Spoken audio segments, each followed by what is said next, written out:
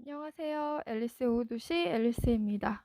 배움의 조건, 영화 속에 담겨있는 13가지 교육 이야기 7번째 시간. 오늘은 학교의 전체주의가 살다 디 벨레입니다. 저는 이 이야기를 정말 재미있게 읽었거든요. 왜냐면 전체주의라는 게 옛날에 무슨 그 독일의 나치나 그런 데만 있는 것 같지만 사실은 저도 생활 속에서 전체주의를 많이 경험하거든요. 예를 들어서 제가 사는 동네에 제가 리에 살거든요. 리단이. 네, 여기 동네에 납골당이 들어온다고 이제 이장님이 반대 서명을 하라고 종을 들고 오셨어요. 그런데 개인적으로는 납골당에 대해서 반대하지 않거든요. 왜냐면 그런 거 반대하면 전 어디에 묻힙니까? 그리고 묘지를 파는 것도 아니니까 땅을 오염시키는 것도 아닌데, 그래서 개인적으로 반대하지 않았지만 그냥 이장님도 당연히 반대할 거라 생각하면서 종이를 내밀었고, 그 내민 종이에 제가 반대하지 못했어요. 약간 그런 데서 저는 전체주의의 기운을 조금씩 느끼거든요. 그래서 그거 관련된 이 학교에서의 실험을 다룬 영화가 너무 재밌었습니다. 그래서 그 줄거리를 소개하는 부분을 한번 다 읽어보려고 합니다. 이 영화는 1981년 토드 스트라서의 소설 파도를 영화한 것이다. 스트라스의 소설은 1967년 쿠벌리 고등학교의 벤 로스라는 역사교사의 실제 실험, 제3의 물결이라는 사회운동을 다루고 있다. 미국의 한 고등학교를 배경으로 한 원작 소설과 달리 이 영화의 무대는 독일의 고등학교다. 고등학교 사회과 교사인 라이너 뱅어는 일주일 동안 학생들의 사회교과 프로젝트를 수행하는 기간 동안 무정부주의를 가르칠 예정이다. 자신이 무정부주의자이기 때문에 이 프로젝트를 통하여 학생들과 보다 생산적인 논의를 할 수 있을 것이라 기대하고 있었다. 그런데 정작 자신에게 주어진 주제는 전체주의였고 자신이 가르치고 싶었던 주제는 다른 교사에게 돌아갔다. 이에 불만을 품고 있던 라이너 뱅어는 별다른 기대 않고 자신의 수업을 선택한 학생들 앞에 서게 되었다. 그는 무엇을 가르칠지 몰라서 라기보다는 자신이 가르치고 싶었던 마음과 동기를 빼앗긴 것에 화가 난 상황이었다. 그렇다고 아이들에게 자신의 속마음을 들키고 싶진 않았던 라이너는 별 생각 없이 전체주의라는 글자를 칠판에 쓰고 아이들과 대화를 시도한다. 그러나 어떤 주제를 어떻게 설명하건 아이들은 관심을 보이지 않고 이 주제에 대한 교사, 학생 간의 대화는 길게 이어지지 않는다. 겨우 일주일 동안의 프로젝트 기간을 생각해보면 대충 수업 내용을 끌고 갈 수도 있었지만 라이너는 아이들에게 좀 더 색다른 방식으로 전체주의에 대해 고민하고 학습할 수 있는 기회를 줄 수 있다고 보았다. 즉, 전체주의 실험을 해보는 것이 그것이었다. 전체주의에 대해 길고 장황하게 설명하는 것을 멈추고 라이너는 아이들에게 일주일 동안 진행될 자신의 실험에 대해 간략하게 설명했다. 복잡할 것 없는 설명이었다. 학생들은 교사인 자신을 부를 때 반드시 이름이 아닌 성과 선생님이라는 호칭을 붙여야 했다. 자신의 실험에 잘 따르는 학생들은 좋은 성적을 줄 것이고 그렇지 않은 학생들은 나쁜 성적을 받게 될 것이라고 했다. 우리나라 일제강점기에 학교에서 흔하게 볼 수 있는 태도로 학생들은 수업 발표나 질문에 대한 답을 해야 하고 철저하게 교사의 지시에 순응해야 했다.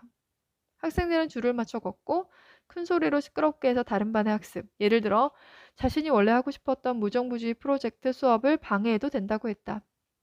여기서 더 나아가 서로 인사하는 방식을 정하고 인사와 더불어 이를 표현할 수 있는 제스처도 만들었다. 수업 시간에 올 때는 같은 옷을 입고 통일성 있는 모습을 보이는 것이 중요하다고 했다. 그래서 통일된 의상으로 흰색 상의에 바지는 청바지로 정한다고 했다. 그리고 전체주의 프로젝트의 이름을 붙이자고 했다. 몇몇 의견을 통하여 파도라는 이름으로 결정되었다. 물론 이러한 라이너의 일방적인 지시에 대해 반대하고 따르지 않는 학생도 있었다. 카로는 파도라는 이름이 좋지 않다며 반대했고, 이렇게 교사가 일방적으로 정하고 따르라는 것은 학생들의 개성을 무시하는 처사라고 목소리를 높였다. 결국 타로는 다음날 평소 자신이 좋아하는 빨간색 블라우스를 입고 나타났다. 그렇게 한 여학생을 제외하고는 모든 학생들이 교사가 정해준 옷을 입고 수업 시간에 앉아 있었다. 모두가 빨간 옷을 입고 앉아있는 동료 학생을 이상하게 바라보는 상황이다. 그리고 누구보다 자신의 옷이 남들에 비해 눈에 띈다는 점을 인식하고 그 상황을 참을 수 없는 사람은 바로 카로였다. 하루 만에 아이들은 완전히 교사에게 철저히 복종하는 모습을 갖추게 되었다. 학생들은 이러한 실험에서 묘한 즐거움을 느끼고 있었다. 특히 평소 아이들 틈에서 잘 어울리지 못했던 팀은 적극적으로 이 실험의 참가자가 되고 있었다. 이제 학생들은 라이너의 수업 시간 이후에도 동일한 옷을 입고 있는 학생들과 동질 의식을 느끼고 함께 몰려다니게 되었다. 비록 잘 알지는 못하지만 유니폼을 갖춰 입은 동료 학생이 누군가에게 해코지를 당하는 모습을 보면 당장 달려가 싸워주고 편을 들어주었다. 수업 시간을 떠나서 이제 완전히 하나가 되어갔고 서로 함께 있으면 편안함을 느끼고 있었다. 그리고 심지어 이러한 파도 그룹에 참여하겠다는 학생들이 몰려왔다. 이 그룹에 속한 아이들은 그룹의 안과 밖을 철저하게 구분하고 그룹에 소속되었다는 것을 자랑스럽게 여길 수 있는 정체성을 형성해 나갔다. 그에 비해 카로와 모나는 파도 그룹을 떠나기로 결심하고 프로젝트를 포기했다. 파도 그룹에 속한 학생들은 보다 대담하게 자신의 모습을 외부인들에게 보여주길 원했다. 파도를 딴 그룹의 로고를 만들고 이 로고를 학교가 위치한 도시 전역에 어디에서나 볼 수 있도록 페인팅을 했다. 다음 날 도시 전역에서 발견되는 파도 그룹의 로고를 발견한 사람들은 도대체 이것이 무엇을 의미하는지 알 수가 없었다. 그럼에도 불구하고 학생들은 자신들이 누군가로부터 구분되는 그룹이라는 점을 자랑스럽게 여겼다. 이렇게 그냥 무심코 한 실험이었는데 학생들이 굉장히 열정적으로 참여하면서 모든 아이들이 똑같은 옷을 입고 동질감을 느끼는데 그것으로 끝이 아니라 그렇지 않은 사람들에 대해서 굉장한 배타심을 가지는 거죠. 그런데 이게 일주일의 프로젝트였기 때문에 이제 끝을 내야 했습니다. 그런데 원래 아이들 사이에 잘 끼지 못했던 팀이라는 친구가 이 활동으로 인해서 굉장한 소속감을 경험했는데 이게 깨지는 것을 인정하고 싶지 않은 거예요. 그래서 이제 실험을 끝낸다라고 말을 하니까 갑자기 팀은 그룹이 형성되면서 늘 품고 다녔던 권총을 꺼내 결코 그룹의 해체를 받아들일 수 없다고 울며 소리쳤다. 그리고 이런 상황을 예측하지 못한 라이너의 설득에도 불구하고 팀은 결국 스스로에게 총구를 겨눠 방아쇠를 당겼다. 전체주의를 실험을 통해 가르치겠다던 라이너의 사회교과 프로젝트는 팀의 죽음과 총소리에 잔뜩 겁을 집어먹은 학생들의 아우성으로 뒤섞인 아비규환의 사태로 끝을 맺게 된다. 이게 줄거리였고요. 여긴 정말 교육 이야기가 많이 들어있을 것 같습니다. 한번 더 살펴보겠습니다. 자, 이제 전체주의에 대해서 어떻게 가르칠 것인가 교사 라이너는 고민하게 됩니다. 한번 어떻게 설명되어 있나 볼까요? 사회교사 라이너는 있는 그대로의 내용을 학생들에게 전달하는 것이 얼마나 무미건조하고 흥미없는 일인지 알고 있었다. 즉흥적이긴 했지만 라이너는 몸으로 경험하는 수업을 생각해냈다. 사회교사로서 전체주의가 무엇인지 잘 알지만 학생들이 전체주의를 하나의 지식으로 이해하기보다는 경험된 것으로 익히기를 바랐다. 전체주의가 좋다 나쁘다에 대한 토론을 진행한다고 해도 그 한계는 분명하다. 라이너 입장에서 전체주의는 그 어느 것 하나도 좋게 이야기할 수 있는 것이 없다. 전체주의의 모든 것이 거부되어야 할 만큼 나쁜 것이다. 잘 계획된 실험은 아니었지만 그리 어려울 것 없어 보였다. 아이들이 이 실험을 즐길 것인가 하는 문제는 불확실했다. 즐겁게 참여하고 즐길 수 있어야만 자신의 경험으로서 오랫동안 전체주의의 뜻을 기억할 수 있을 것이다. 학생들은 의외로 곧 적응했다. 그리고 이 실험을 즐기기 시작했다. 시간이 지나면서 이것이 실험인지 실제 상황인지 구분하지 못한 아이들이 생겨나기 시작했다. 처음에 아이들은 전체주의를 생각하면 나치 같은 게 생각나서 그런 건 밥맛이야 이렇게 거부감을 보였는데 나중에 정말 이 실험에 몰두하면서 전체주의가 자기 삶에 굉장히 의미가 있다라는 말들을 나누게 됩니다.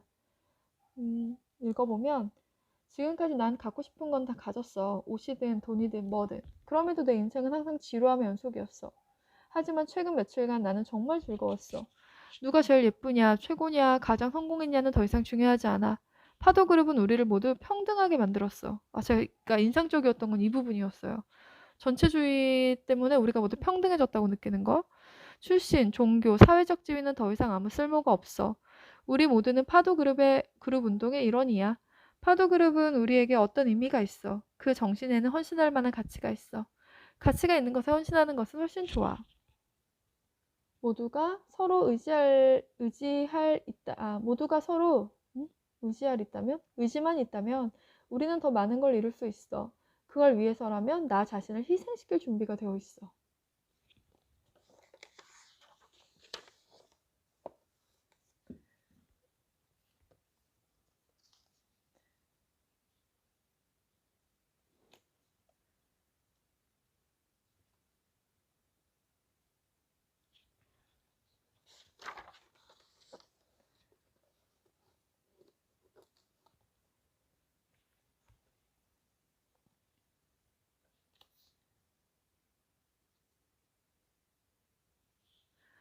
팀에게 있어 가장 슬픈 것은 자신의 주인과도 같은 라이너의 인정을 받지 못하는 것이었다.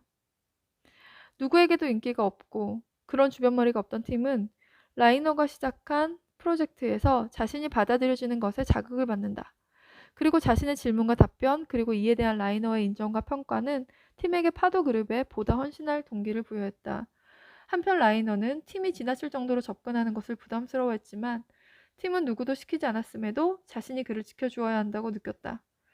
이는 이러한 팀의 라이너에 대한 경외와 집착은 어떻게 설명해야 할까? 팀은 라이너가 건재하고 그가 지속적으로 지도력을 행사하는 위치에 있는 것이 자신의 존재 이유이자 파도 그룹에서의 자신의 역할을 설명할 수 있다고 보았던 것일 수 있다. 즉, 라이너가 어떻게 생각하든 라이너의 존재로 팀의 존재감이 설명될 수 있는 것이었다. 따라서 그는 굳이 시키지 않는 경호원을 자처하고 총으로 상징되는 폭력적 도구를 휴대하는 충실한 종이 되었던 것이다. 이제 실험을 종료하고 그룹을 해체하겠다고 하니까 그 팀이 갑자기 총을 들면서 친구들한테 이렇게 말합니다. 다 자리에 앉고 문 잠궈. 아무도 집에 못 가. 당신은 거짓말을 했어. 파도 그룹은 계속된다. 절대 안 죽어.